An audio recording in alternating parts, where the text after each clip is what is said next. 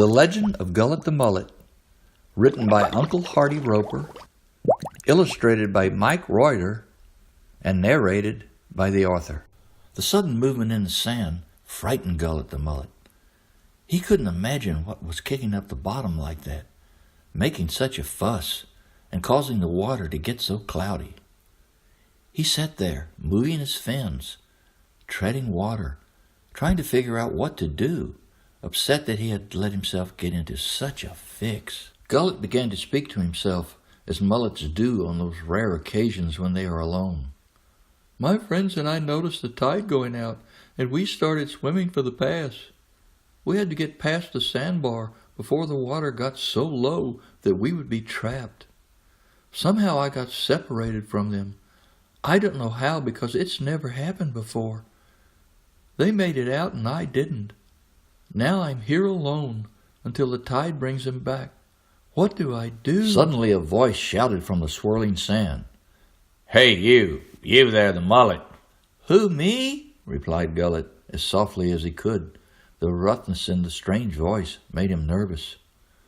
The water was clearing now, and Gullet strained hard at the bottom to determine who was talking to him. He began to see a shape lying on the bottom. It looked like a huge frying pan with a handle being a tail. At the other end were two eyes close together, like eggs being fried. They stared straight at Gullet. He finally recognized the shape. It was a flounder. Yeah, you, said the flounder. What's your name? My name's Gullet the Mullet, and I'm here all alone. Can you help me? What's your name? Freddie the Flounder. So what are you doing here all by yourself? I've never seen a mullet by himself. You guys are always together, like you're afraid to be alone or something. Are you different from the rest of them, or what? No, I'm not different, said Gullet. I'm just like all my friends. We're exactly alike. I just got separated by accident. Could you help me? What kind of help do you need? Well, I've never been alone before, and I don't know what to do. Where will I go? What will I eat? I'm really frightened. You mullets are all alike, said Freddie. You always swim around side by side in a school. Where one goes, you all go. When one turns, you all turn. When one dives, you all dive, at exactly the same time and exactly the same way. It must really have been an accident for you to have gotten separated from your school. Well, I guess you're right, Mr. Flounder. We do always swim together in the school, turning together and diving at exactly the same time and exactly the same way. That's the way we are. Yeah, but then when you need to do something on your own, you can't. You've always done whatever the group has. It's always the group's decision, right or wrong, good or bad. You just went along whether you wanted to or not. Isn't that true? Well, yes, I guess it's true, Mr. Flounder. But what about you? Do you always do things on your own, making all your own decisions? Yes, all the time. I don't run around in schools like you do. I take care of myself. I don't need anyone. I'm tough. You sure act tough, said Gullet. You mean you don't have any friends? Not even any of the redfish that visit this marsh, or the trout, or even the piggyfish? Not even the piggyfish, said Freddie. I told you, I don't need anyone. I'm tough. I bet you're not really as tough as you act, said Gullet the Mullet. I bet you just act that way. Maybe you want everyone to think that you don't need anyone, like a bully who picks on everyone when he's really very lonely. Well, I don't need anyone. I can do everything I have to.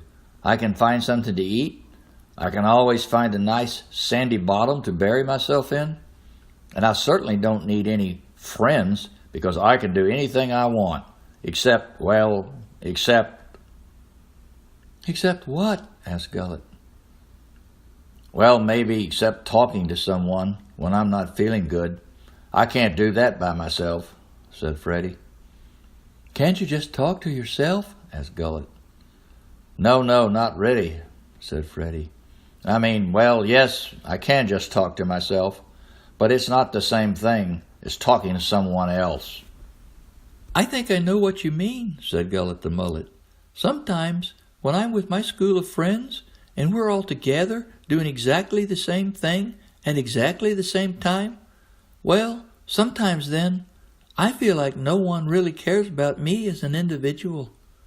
It seems like it's just the group that counts."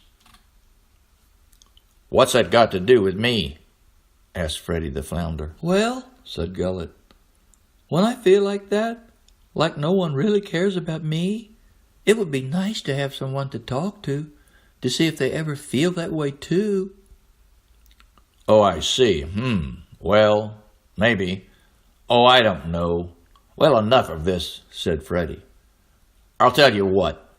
Why don't we go over to the pass, and I'll show you how to catch some dinner." "That sounds good," said Gullet. "I'm starved." "Now you stay way behind me over there in the weeds and watch," said Freddie. "I'm going to bury myself in the sand so that only my eyes show. Then when an unsuspecting shrimp comes dancing along, I'll pounce on him for dinner." Gullet the Mullet watched closely. He really appreciated Freddie teaching him how to get a meal. Afterwards, he felt good knowing he could get his own food when he needed to. It was one thing he could do for himself. The tide was starting to come back in now, and both Freddie and Gullet realized that Gullet's friends would be coming back soon. It was time to say goodbye. Gullet the Mullet would be leaving soon with his school of friends, returning to his life of turning when they turned and diving when they dived. And Freddie the Flounder would remain behind, alone, living his life with no one to talk to. But maybe one day, in that same marsh, Gullet the Mullet would be there with his school of friends, swimming and playing together. Maybe the tide would rush out unexpectedly, and Gullet would accidentally get left behind. And maybe, just maybe, a voice from the swirling sand would say, "Hey, you there, the mullet." And Gullet the Mullet would say, "Who, me?"